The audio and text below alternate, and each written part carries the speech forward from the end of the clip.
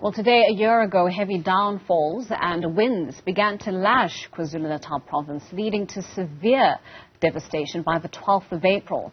The rainfall persisted, resulting in floods ravaging homes and claiming the lives of over 400 people.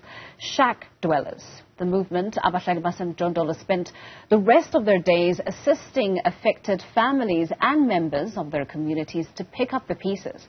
Well, as part of our coverage of the days when the floods started impacting the province, we look back at that devastating period, the lives lost, and the progress made since those affected in the rebuilding.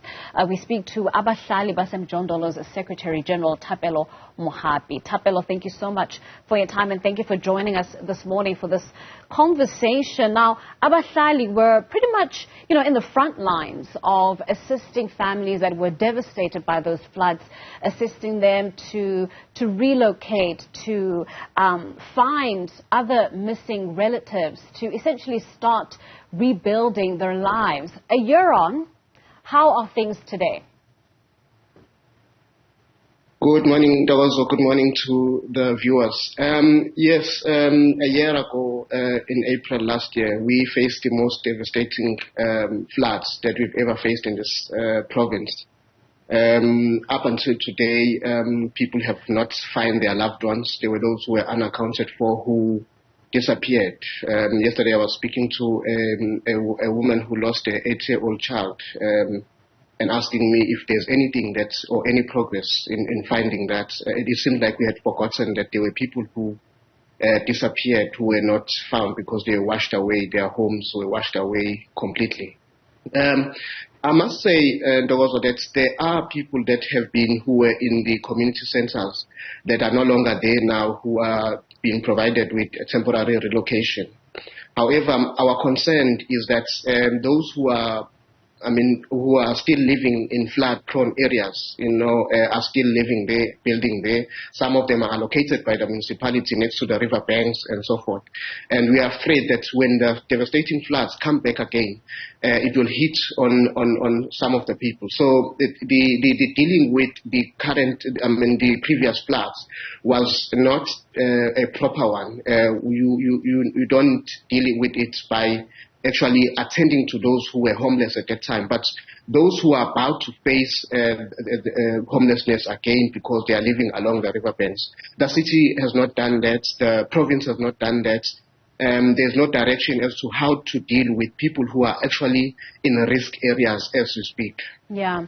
Thapelo, I'm made to recall images from Kanini as well as Kato Manor. I think those are some of the areas that a lot of your members were quite busy in.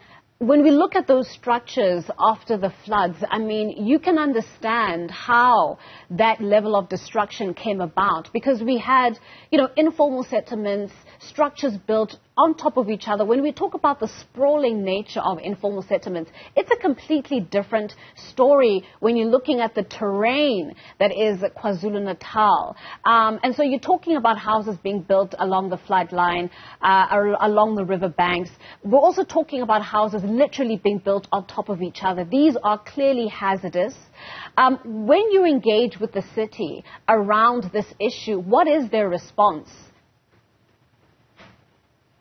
Well, their normal response will be that there is no land that is available.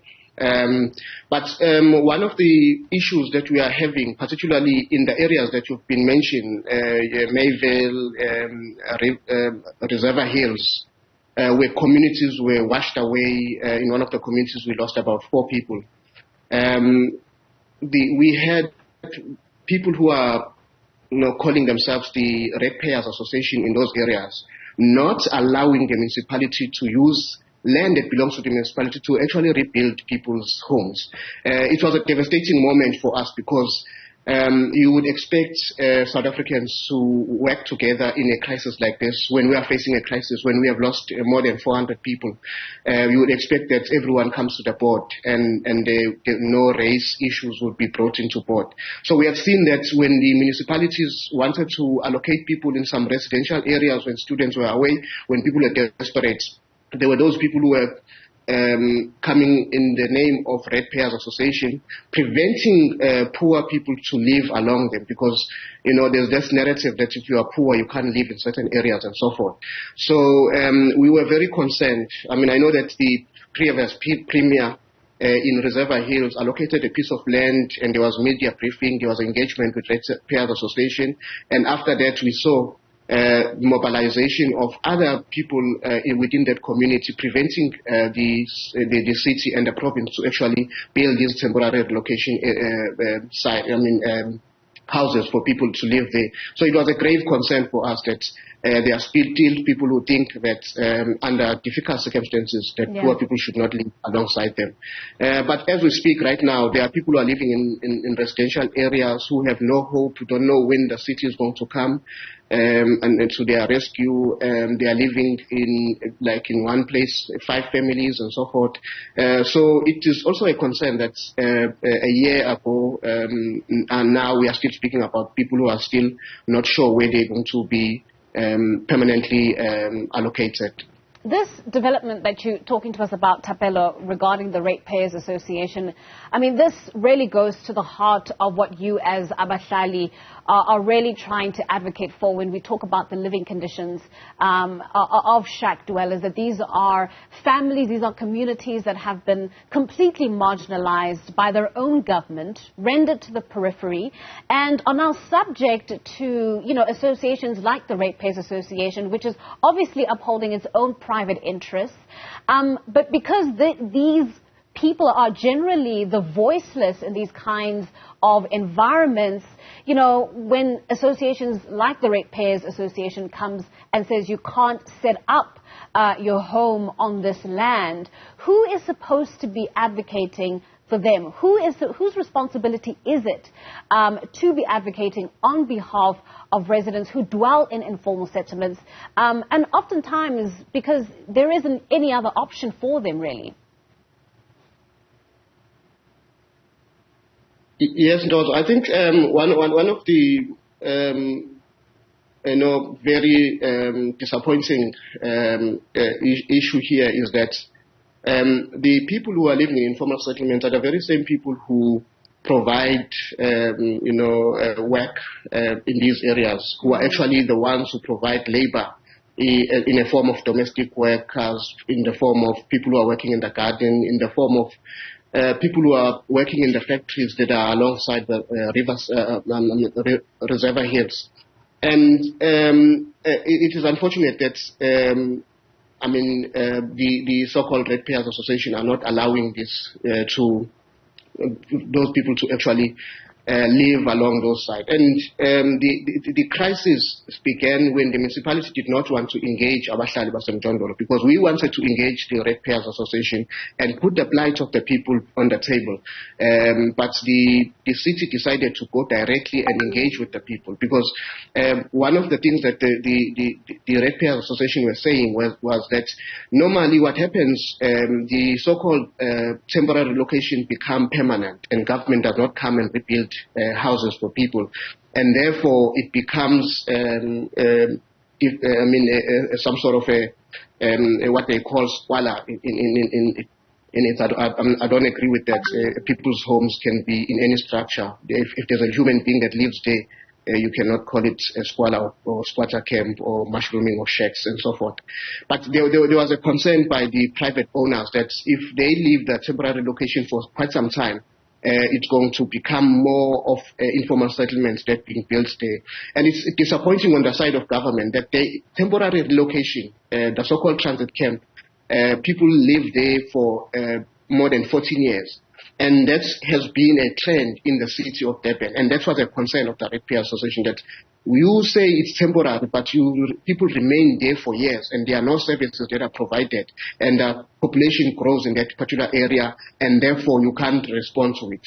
And we were the right person to actually advocate that and engage with the Ratepayers Association. But unfortunately, because we were not part of it, and the city decided to go to the Ratepayers Association by themselves, then there was no one who was going to advocate for the marginalized and the poor in that particular area. Right. this is a story, it's an important story to raise awareness around the plight of these residents. We know that, government instituted a national state of disaster during the floods, and this was, of course, aimed at unlocking much-needed funds. I'm gauging from our conversation, Thapelo, that act in and of itself, that executive order that was decreed, hasn't actually made much of a difference, most especially for those communities in this country that have to live under these living conditions. Am I right in saying that? Yes, I think one of the failures in this country that we are having is that we had an MEC, Jomo Spear, who had a plan that he came up with in dealing with the issue that was urgent at that time. And he allocated land that was all over the place, and he wanted us as Abahlali Basemjondolo and civil society in around KwaZulu-Natal to be part of the engagements. And then, of course, the ANC went to a congress within that period of time, and he was removed from the PEC of the ANC, and then we had a new MEC, and the new MEC had his own plans, and he wanted to start from scratch. And all along, people's lives have been dragged through that. And I think it's very unfortunate that political issues sometimes come into the effect of the poor and marginalized, and people do not think that there is a sense of urgency when it comes to people who are already living in community halls, people who are already living in flood-prone areas and so forth. So that's where the crisis happened. You had an MEC that had a plan, and that MEC was removed, and we have now a new MEC, and this MEC is coming with a new plan. And you are unable to follow where exactly we are going with those who are still facing the crisis in the informal settlements. All right. Well, Thapelo, unfortunately, that's all the time that we have for today. But thank you so much for coming onto this platform and giving us that all-important perspective. That was Abahlali Basemjondolo's Secretary General, Thapelo Mohapi.